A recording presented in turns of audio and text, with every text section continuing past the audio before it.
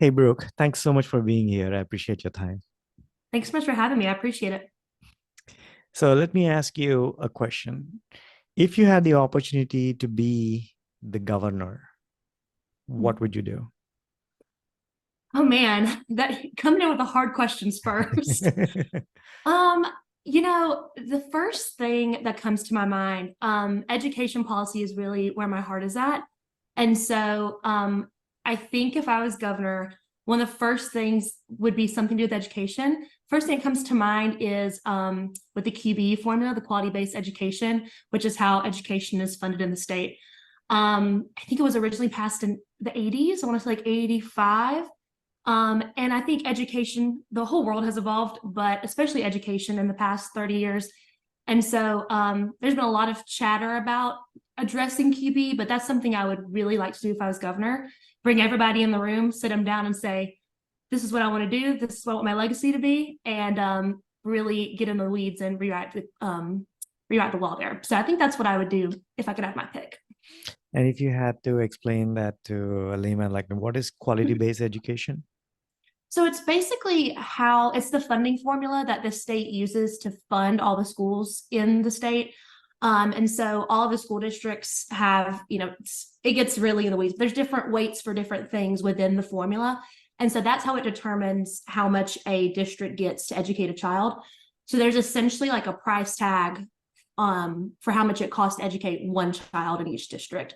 And so the funding formula was originally written back when QB first passed, and so there's been a lot of talk in recent years about how, as different things, as education has evolved, as things have just changed in the world, how you need to go back and look at this old formula that's been the same for 30 years and just readdress the different weights and how it works so that maybe there's more equity across the board and just look at how we can better fund our schools. So maybe that gives a little bit of context, but even I am still trying to really wrap my head around all of the different levels of the QB formula. But it's very interesting for sure. Okay, that's cool. And you probably have been in this government relations in for how long? So a little bit, not as long as people think. I started my first session when I was 19 as an intern.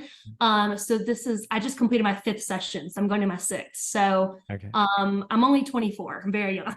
Okay. But I've been around about 5 years. Yeah. So Yeah. Yeah, I think it's not the age, I think, which matters. I think it's, your experiences. So if you were to tell someone who's thinking of getting into this space, would you encourage that? Or what do you think are the common pitfalls which they should avoid? yeah, I mean, I think I really enjoy what I do. I love it. I first interned in lobbying when I was 19, so I've been doing this the whole time. And so I got a little bit of experience in the governor's office. I worked on the governor's campaign, and so I've seen kind of the campaign side of things. I've seen the executive branch side of things, and I found myself when I was doing those other things, as much as I loved what I was doing, I always kind of had that part of me that was like, oh, but I wish I was back in the legislative process. I really have just enjoyed it and I fell in love with it from the start. So I definitely would encourage it. I think working a legislative session is such a good experience. And I think people either love it or they hate it, and pretty quickly. And so I think it's a great experience. And especially if you are like a student like me and you have a school that was supporting me and allowed me the opportunity to take a semester off and intern, I think definitely go for it. It's a lot to learn, it's a lot to take in, but I definitely would encourage it. And it was, getting involved was one of the best things I've ever done for myself. So I would definitely encourage it. And as far as pitfalls, of course, like for me, I didn't live anywhere near Atlanta. I'm not from Atlanta. And so doing the commute from Athens, where I went to school, was a little bit tough every day. And of course, you're making like minimum wage when you when you're an intern. And so I understand there's a lot of barriers for some folks that are wanting to get involved. But I think it's just such a good experience. You meet so many people, and I know a lot of people who did a session as an intern and then took a totally different path, but was able to get on that path because they got experience at the Capitol. Hmm. And would you consider yourself as an extrovert? Um, I don't know. I don't know. Maybe. Okay. Yeah. Okay. I don't know. I have to think about that. Yeah. Okay. And I mean, the reason why I'm asking is, if, like, if people who are more of an introvert, do you think they can still, um, Yeah. qualify to be a lobbyist?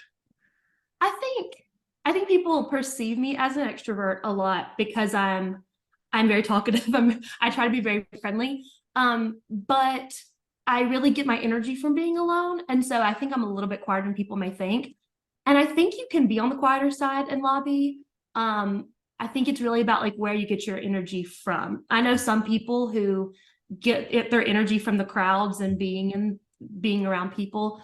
Um, but I think you can do it. I think everybody, especially when you're dealing with the legislature with 236 people, Mhm. you know, people have different personalities and click with people. So I'm not everybody's cup of tea, and I know that. So I Mm. definitely think that no matter what your personality is, regardless of where you get your energy from, I think that you can do this job. I think so. Mm.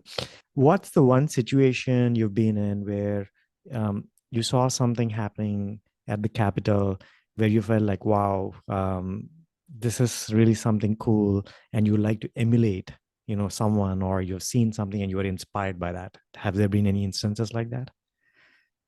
Um, there's been a few. I'm trying to think of a specific one.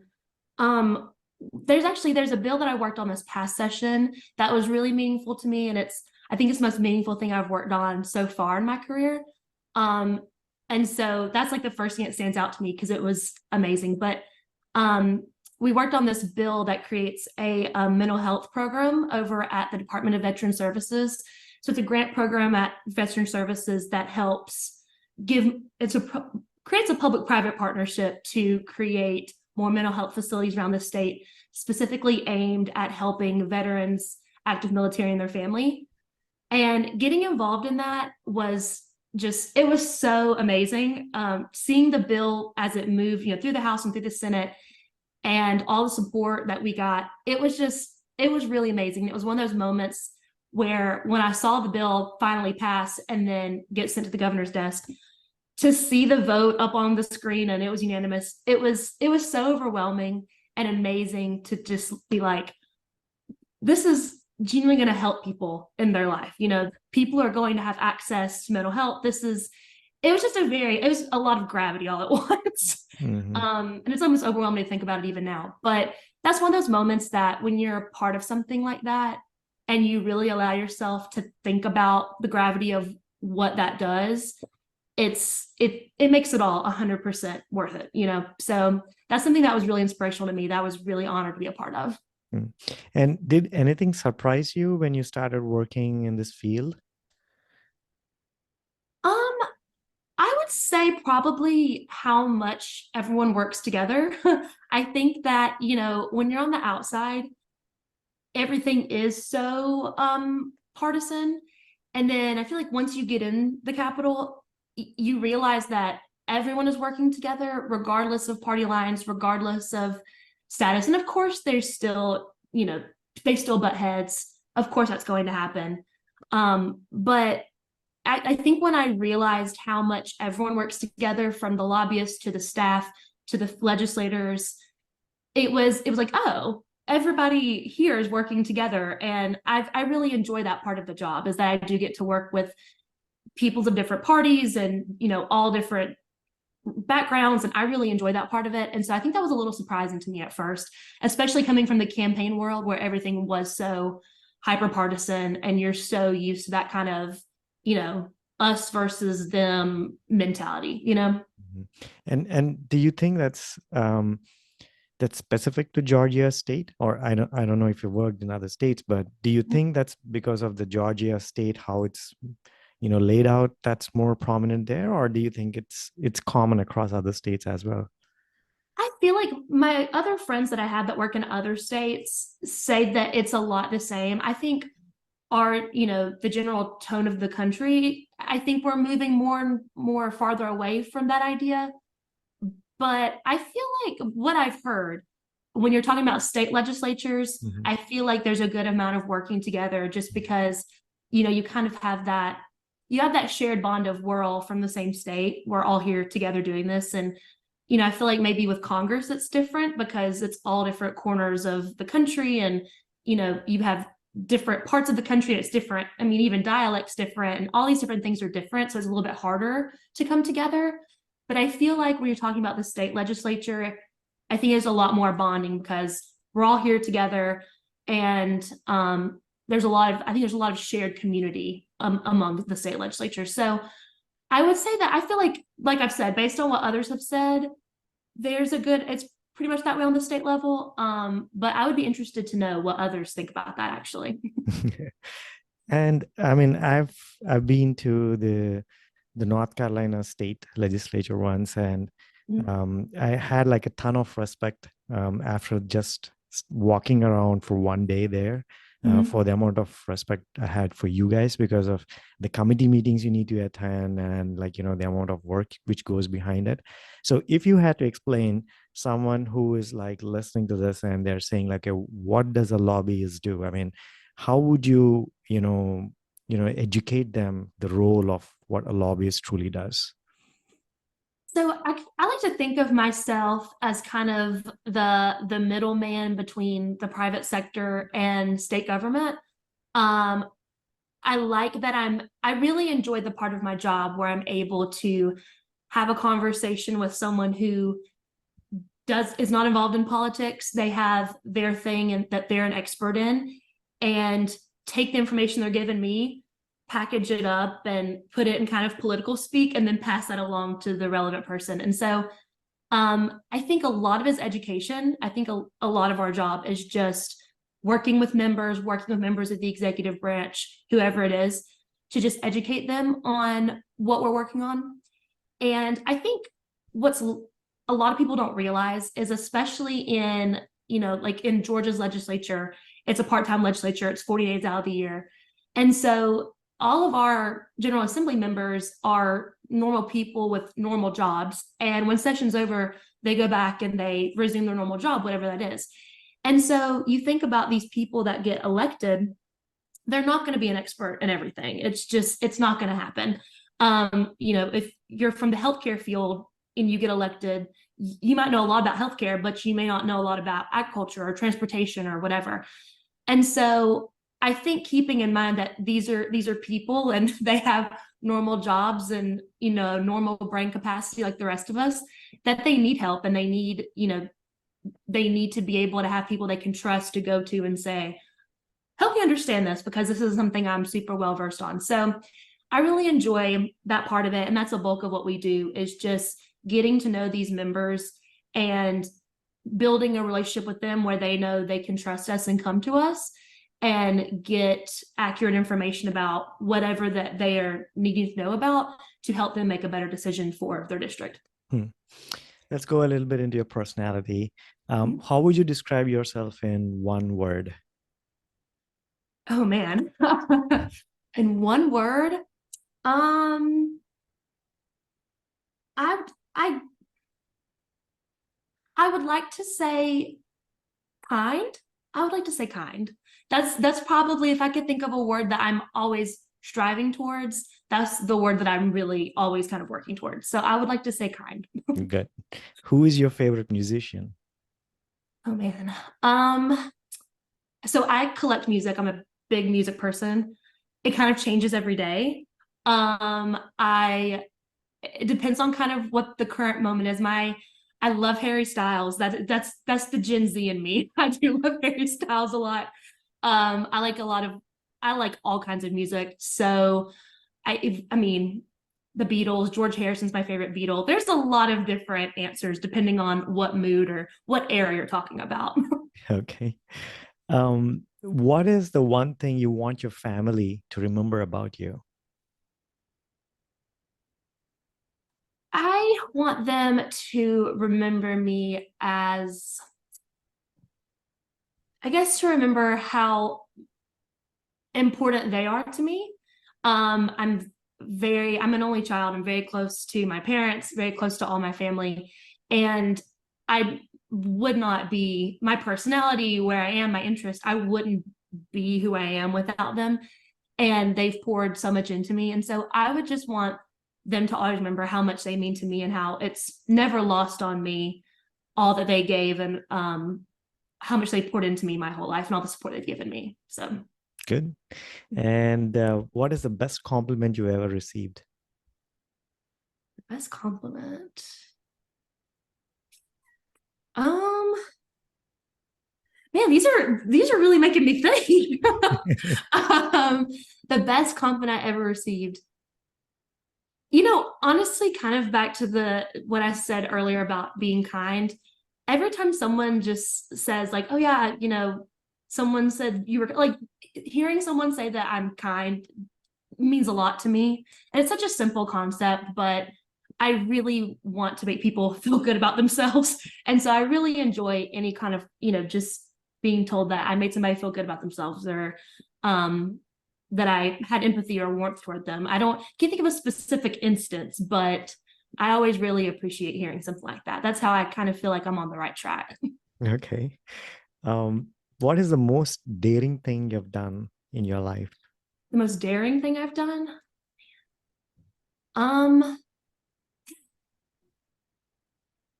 kind of this in a way. Okay. Wow. Okay. I don't know. I'm not a big risk taker. I'm a Okay. very by the book person. Um, no, my story to kind of how I got here Yeah. was really interesting, and there's a whole drawn out story that I'll spare you from. But the way I got involved in politics in general, I was a freshman at Georgia. I was finishing my freshman year, and I was kind of getting like, oh, I haven't done anything yet. I finished my first year of college. I don't have anything on my resume. I really need to get involved in something. And one day I got a random email from UGA's like mass listserv and said that the Kemp for Governor campaign was looking for interns. And I was like, I don't know Brian Kemp. I don't know anybody that works for Brian Kemp. And this was back in the primary in 2018. So there was all these other people in the race. I was like, I'm just going to send my resume and see what happens. And, it turned into, I got on the campaign, and it's just, from the campaign, I met Mark by chance, and who owns our firm. And it's just been this whole snowball effect. And it all started just from kind of being like, let me just send my resume and see what happens. And it's truly been like a roller coaster ever since. It's been nonstop. And I ended up, taking some time. I took a semester off school to come intern. I rearranged and graduated early to take a job. So I've kind of it all kind of started from that first thing, that first just random email. And now all this has happened, and I've kind of rearranged my whole life around being and doing the job that I do now. And so it's not super daring in that I've been like skydiving or anything, That's okay. but I look back over the past like 5 years of my life, and it's just so crazy to me that, these small little decisions end up completely taking your life a whole different direction. So I don't know if that's the answer you're looking for, but it feels There's daring to me. So, that's good. I mean, there's no right or wrong answer, so it's good. If you had the time capsule to go back to any era, what era would you pick? ooh, maybe the 90s, maybe the 80s or the 90s. Maybe the 60s. I don't know. See, that gets into my love of music. I really love the music from the 60s a lot, like 60s and 70s. I don't know. But maybe the 90s, the early 90s before I was around. I think that would be, I love the kind of what was going on in politics. And I think that would be really interesting to go back to like the early to mid 90s. Got it. With that, let's go a little bit into your past. So, where did you grow up, and how was your childhood like? And you said like, getting into government relations was just pure Mhm. happenstance, but were you even remotely interested in politics when you were a kid? Yeah, so I kind of grew up all over Georgia. I don't have a set hometown, kind of moved all around, which I hated at the time when I was a kid, but now I have a really good appreciation for because I feel like it's really helped me understand all different parts of Georgia. Um, so I grew up, I'm an only child, and very close to all my family, as I said. And, politics is something in my household that was always discussed very freely. My dad and his mother were both involved in politics back in the 90s, early 2000s. And so it was always something that I heard about. I saw the pictures, and my family's the kind of family that we get together for Thanksgiving or Christmas, and that's what everybody's talking about. We're talking about the latest thing going on in politics. And so it's always been something that's just been very freely discussed around me. And I feel like some kids, they maybe not hear about politics as much, but it's just something I always grew up hearing and always had a really big interest in. And, my whole childhood, I really wanted to be a doctor. That's what I thought I was going to be. And then when I was about 16 and I started actually applying to colleges, I kind of had this moment of like, do you really want to be a doctor? Could you be a doctor? Do you want to spend all this time in school? Blah, blah, blah. And I was having lunch with my grandmother one day, the one who had worked in politics. And I was like, yeah, I'm filling out college applications. I have no idea what I'm going to put as my major. I just don't know where I want to go from here. And she's like, well, what about political science? You've always really enjoyed politics. And I just remember I can see the booth we were sitting in the Steak and Shake when we had this conversation. And it was like a light bulb went off. And I was like, of course I should put political science. And I never thought about anything else. I never thought about any other major. I put on my college apps, and I was poli-sci all the way through. Never dreamt about changing my major. It was just so obvious to me that I want to do something in politics. So that's kind of how I just always being around it. I always had a really strong appreciation for it. And like I said, went to college and stumbled into the campaign, and it's kind of just been ever since. So that's kind of my background. Okay, that's good. And what happened during college? Did you pick political science? You said you picked political science, but you stay in that for the next couple of years. And then what happened soon after that? And I know you went into internship, but walk us through that, couple of years during the Yeah. graduation. So I went in with political science. I ended up adding communications as well on there. About halfway through, somewhere in there, I added communications as well. But yeah, so I joined Governor Kemp's campaign at the end of my freshman year. So that was like April of 2018. Did that through the election, of course, November of 18 when he first got elected. And then December of 18 is when I met Mark Middleton, my boss. We met at the Kemp's Christmas party and just struck up conversation. And it was, like I said, there's a whole nother long backstory to it, but we just exchanged information. And he said, hey, if you'd like to find something at the Capitol, I'd love to help you find an internship. And, he had never met me before, did not know who I was, but he was, he said, I want to help you. Of course, you helped the campaign. So sent him my resume, my very short resume, and he said he'd help me find something. And then, long story short, he asked if I wanted to come intern at his firm. And so the 2019 session, January of 2019, came in. That was my first session interning with him. And then was in the governor's office doing an internship for a little bit, focusing on education policy at the governor's office of student achievement. Went back to school, came back into the 20 session, pandemic. So then there's that whole chunk of time. And then I graduated in December of 2020 and came on full time at Marksburg at Middleton. So, and now I've been at Middleton ever since. So Nice. And do you feel like, doing the campaign, did that help you to where you are right now? And would you suggest that should be the first stepping stone to get into government relations? absolutely. I think it's one of the best things you can do. And I heard people say when I was in college, when we'd have guest speakers come in, they always would say the best thing you can do to get your foot in the door is work on a campaign. And you really don't appreciate it until, you get a few years past it and you look back and you're like, yeah, that's the best thing I've done for myself. And when I was on Governor Kemp's campaign, I was a grassroots intern. So I was doing the phone dials, the putting out yard signs, the knocking doors, the not fun part of campaigning, I will say. But I got so involved in it. And once I met Governor Kemp and his family and got to know the people on staff, I became so passionate about it. And I really believed in him and I believed in what I was doing. And, then it added a whole nother level of purpose to it. And so I think it's really good to kind of do that grunt work and find someone that you really believe in, get plugged in and do it. Because so many people that I met on that 2018 campaign, I still work with daily now. And, we've all kind of dispersed and done different things within state politics. But some of those relationships are relationships I still have now and friends that I still have. So I think it's such a great experience to just get involved and do that hard work because it gives you a whole appreciation for all of it. Mm. So I know like it's probably not all like rainbows and ponies with this job. So what is like the one thing which you feel like, oh man, this thing, one thing I wish it would have been better, then I think it's really good about your job. Okay.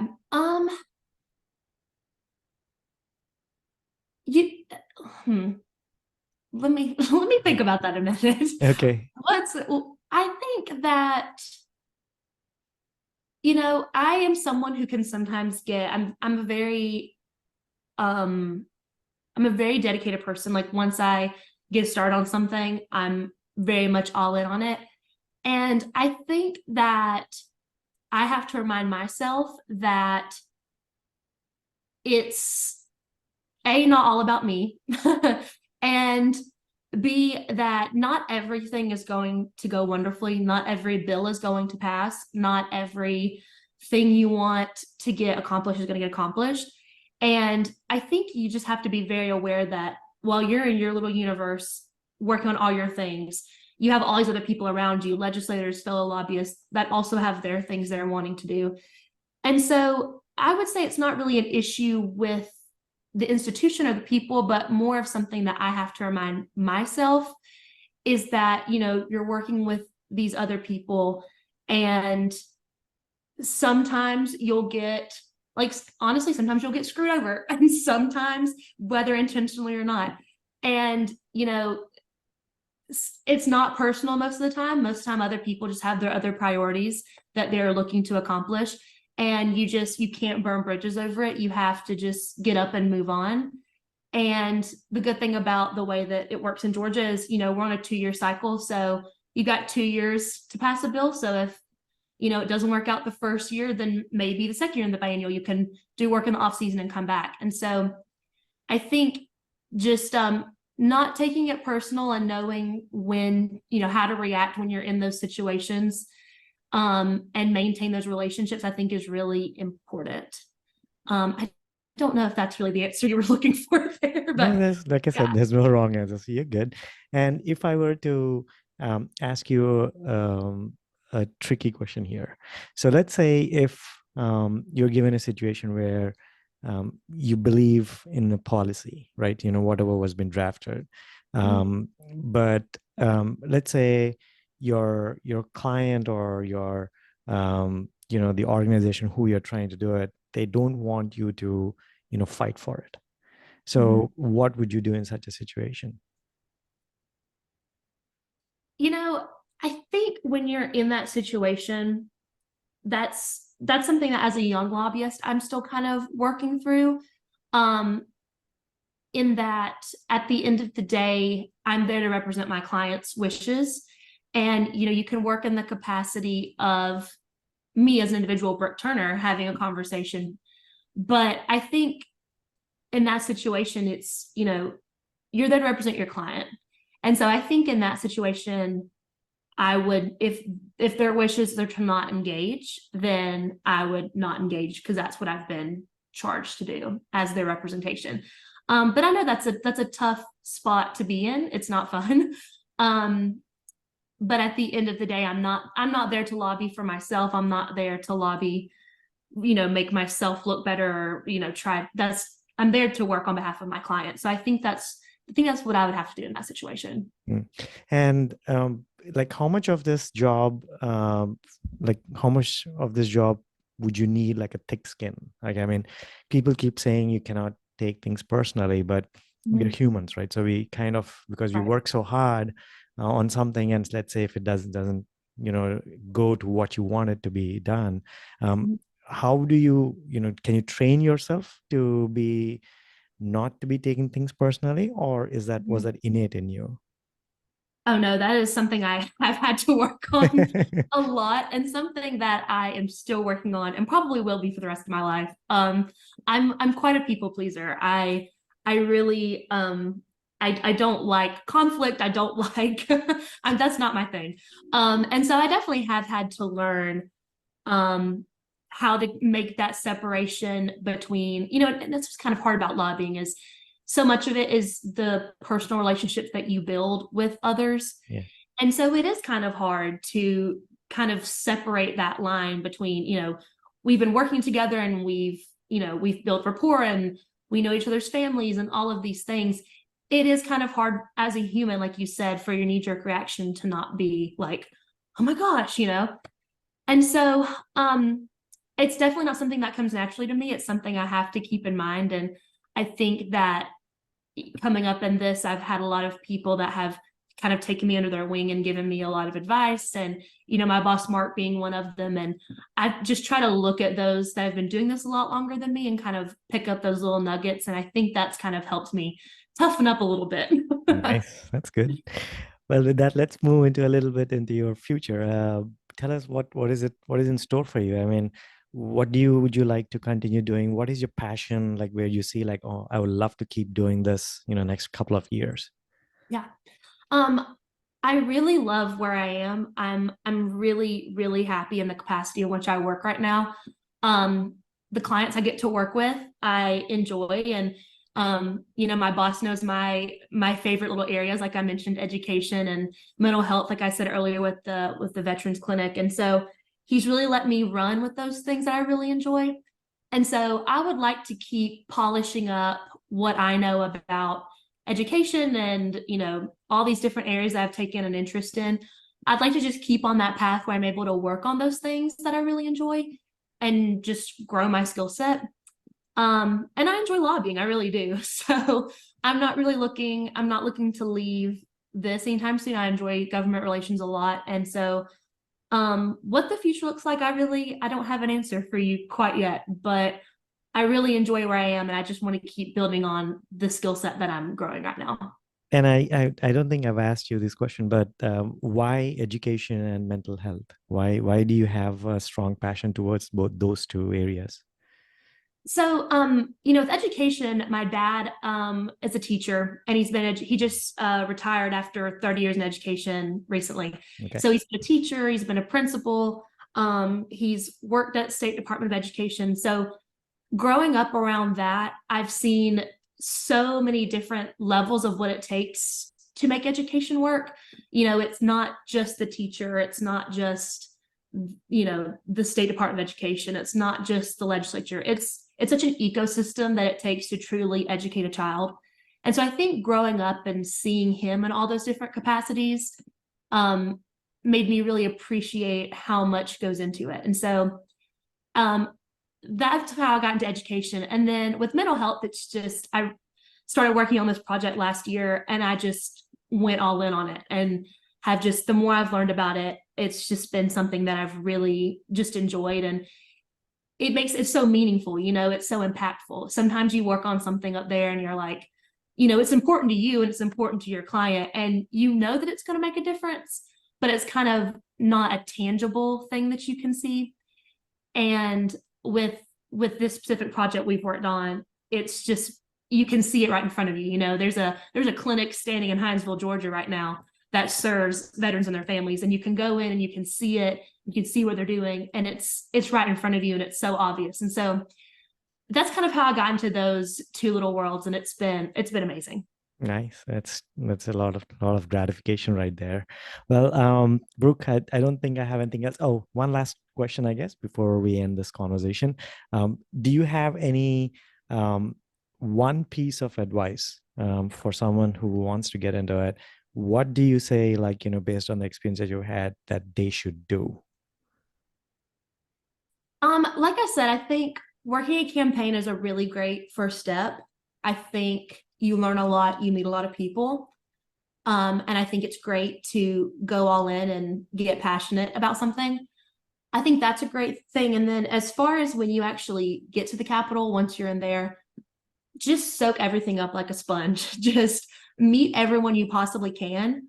Um, I wish that I had been more proactive about that when I was younger. I wish that I had, been more proactive about reaching out and setting up a lunch or setting up a coffee and just sitting down and getting to know people and listening to what people have to say.